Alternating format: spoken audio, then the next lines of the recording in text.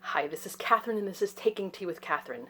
This is from one of my favorite tea shops of all times, McNulty's in Greenwich Village, Manhattan, New York.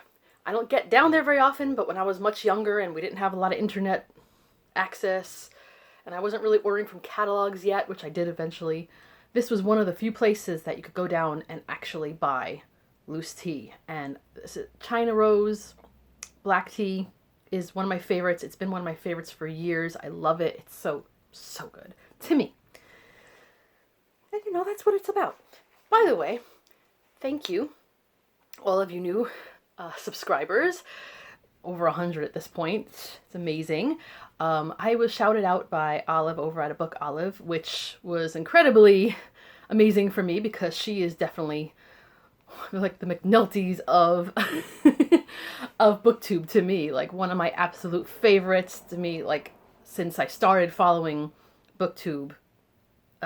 She's one of the ones that I just absolutely have enjoyed almost every minute of the content and made me want to join BookTube as well. And then she also compared me, or like my reading taste, to two people of whom I also quite love and also moved me to make my own channel. So yes, thank you very much for that shout out. This is like a thank you shout out.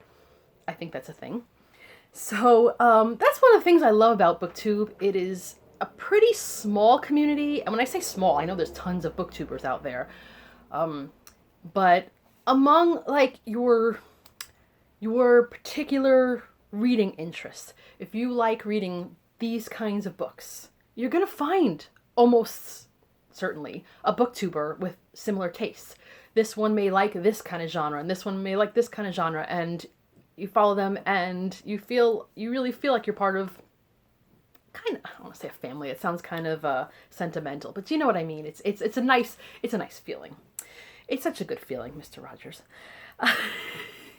And speaking of which, one of the more another favorite booktuber of mine, Steve Donahue, my goodness, he was talking about something that he's not hosting, but I'm sure he'll participate in because he just reads so much, he just probably couldn't even help doing so, and that is March Mystery Madness. So I started watching BookTube officially just, I would say, almost 2 years ago. And so I guess I was watching it when last year came around and March Mystery Madness came around, but I must have missed it.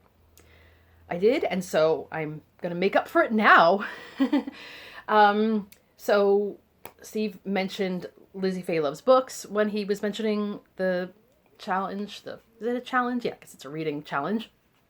And so I went over and watched her video, and I think I followed the rest of the hosts. There's like a ton of hosts, and that's great. I'm going to try to link them down below. But I've never seen so many hosts for a challenge before, and I don't know. I think that's kind of cool too. It's like a little book club of hosts, But I decided that okay, madness is the right word for me because if you've been watching for a while, you will know that I'm going to London at some point in March. So that's like a whole week plus that I will be away, and judging by what's happened to me whenever I've gone away to London with this particular friend of mine, I don't get a lot of reading time.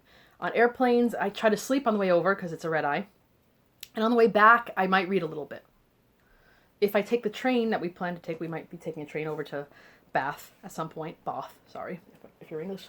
That's not a very long ride anyway, so if I did get any reading done, it wouldn't be that much. So you're saying, why would I, with a whole week out of the month, basically forfeit to proper Catherine reading, why would I take on a challenge?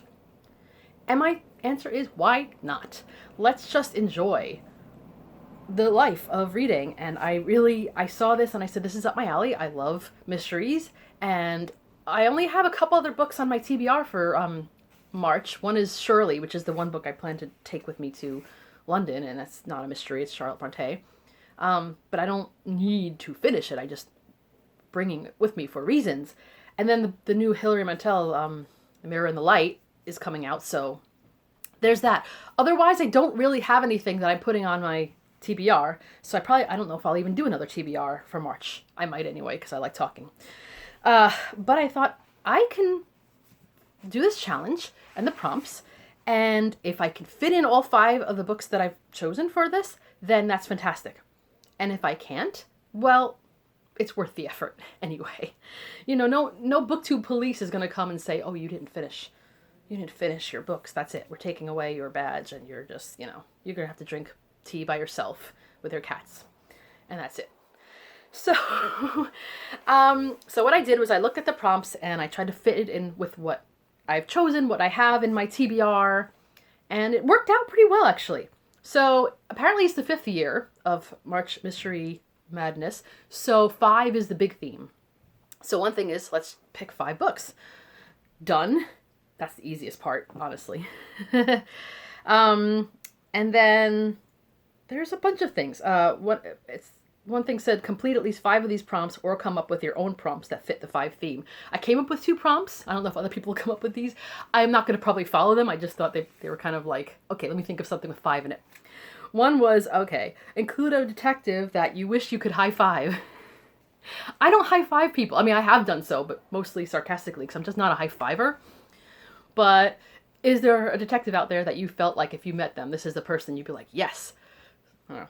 And the other one was read a mystery by an author whose books you've given 5 stars to at one point. And that's easy because I've done so for at least one of these authors. And I think that's pretty easy. If you like a certain writer well enough, then, So there it is.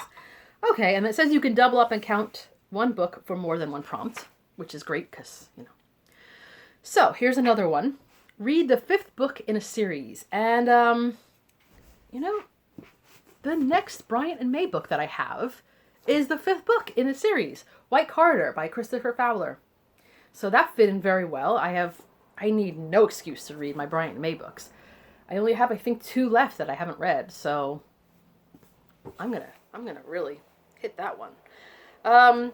Book with 5 or more words in the title, I did not do. Unless you count the White Corridor, a Peculiar Crimes Unit mystery. Then I did, but I don't know. I don't think the rest of these fit that. Don't think. Oopsie. Okay. Book with a page count divisible by 5. I didn't check because I'm afraid to look at the end of the book and see a spoiler. So if it happens to be that way, it's a bonus for me. Book with the number 5 or 5th in the title. And that was easy because I happen to have my 5-star writer. Agatha Christie, 5 Little Pigs, a classic. Oh, so I'm sticking with my classics community as well. A classic Hercule Poirot mystery. Lovely. So, it's not the next one in the books that I'm reading, I don't think, but I've gone off the order a little bit when I did Murder on the Orient Express.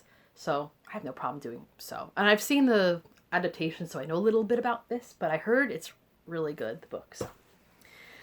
Okay. Book first published in a year divisible by 5. So we're doing a lot of divisible by 5, which this is a weird confession right now. But ever since I think junior high school when we were learning about divisibilities, if that's the expression, I remember we were going into figuring out what was divisible by 3. And ever since then, I know there's something off with me, but ever since then, when I look at signs, when I look at any writing, I start picking things out by 3s. I have to make it divisible. It's a really weird quirk of mine. And so when I heard the word divisible, I'm like, oh, is this going to trigger something in me? But then I realized, you know what? Keep calm and look for something that was published in the year divisible by 5. And I found this one, which, just to be sure, was published in 1950. And it is Brat Farrar by Josephine Tay. Tay? I want to say tea. Taking tea. But I read The Daughter of Time, which I absolutely loved.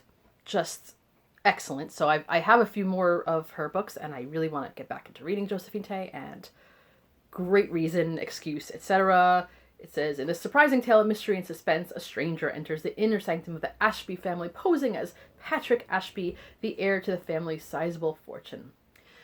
Isn't the Downton Abbey heir also a Patrick that came out of nowhere and he claimed to be? I think it might be. I don't think there's anything else about that, but anyway. So this should be good. And not very long. All right. First published in May of any year. Why May, you may ask? It's because it's the 5th month of the Western calendar, etc., right? I mean, I don't know what the 5th in the old school calendars are, and I'm not going about to do that right now, although now I'm curious. If September was September, October, November, wait, so wouldn't it be August? Anyway, okay, ignore that little bit. So I think this is the one, and I think this was published in May of 2018, and this is The Bookshop of Yesterdays by Amy Meyerson. I like this because it's a book about books, bookshops, which already is my jam. So, and it's also, it says part mystery, part family drama, part a bookstore lover's dream, and then more. That's what Amy Bender, New York Times bestselling author of The Particular Sadness of Lemon Cake, which I feel like I read that. Now I gotta look back. So I bought this last year during the hashtag book haul of Barnes & Noble in the summer, I think it was. And I saw this and I said, oh, this is nice. So I got it half price. Watch me find it in Book Off one day for like $1. But I'm still looking forward to reading this. And I thought, okay, so good. And then, since the 5-year anniversary gift is wood, I think they're referring to wedding anniversaries. So that's actually pretty cool. There's a lot of things you can buy that are really nice that are made of wood. Read a book with something made of wood in the cover. So I've never read anything of this writer, but I got a hold of this from Thrift Books. The sticker's still on. Should I do the sticker peel? It's not going to work this time, is it?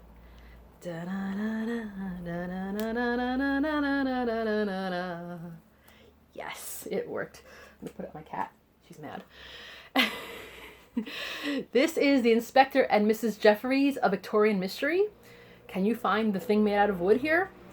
I would say it's the desk, although technically books, I guess, are technically, but I'm going by the desk. It looks like, I'm going to say oak, maple. I know jack about these things. I should know more about these things because I love trees so much, but I'm also from New York, so I'm a little bit clueless when it comes to nature. This is why I have to read nature books. But anyway, trees are a mystery to me. So anyway, I saw this and someone, I guess it was recommended to me at some point based on the books I bought. You know, one of those algorithm things, which I don't always go by, but if I'm curious, I will look into it. And someone said, you know, if you like the aforesaid mentioned Downton Abbey, maybe you'll like to read about this housekeeper who helps solve mysteries. I don't know.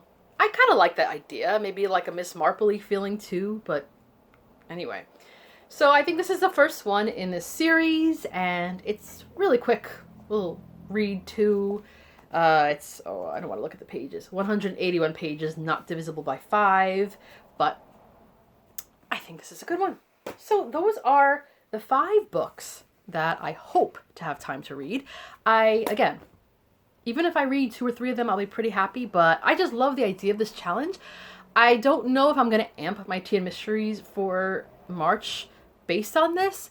I think I'm going to see what all these multiple hosts do, and I don't know about follow suit, but at least use as an example. I don't know. I'm looking forward to all of the picks that people are going to be picking for their challenge. And none of these really that I can think of fit in with any other March challenges that I know about. But I've decided to keep it simple, if you can call this simple, and just stick to these 5 books. So, yeah, my cat just slapped me because she's mad that I put a sticker on her, and rightly so. So these are the 5 books. These are the 5 books. Oh, that looks kind of pretty. And I'm looking forward to it, and I'm going to try not to pack any of these in my luggage when I go to London, because I know I do that, and then I end up buying books and saying why. But I'm going to try to read these ones. So I hope you've enjoyed my picks. They're all pretty, not very long. They're all just hopefully good ones. So tune in to find out if I actually follow through. This has been Catherine with Taking Tea with Catherine. Have a lovely tea-filled and mysterious day. Goodbye.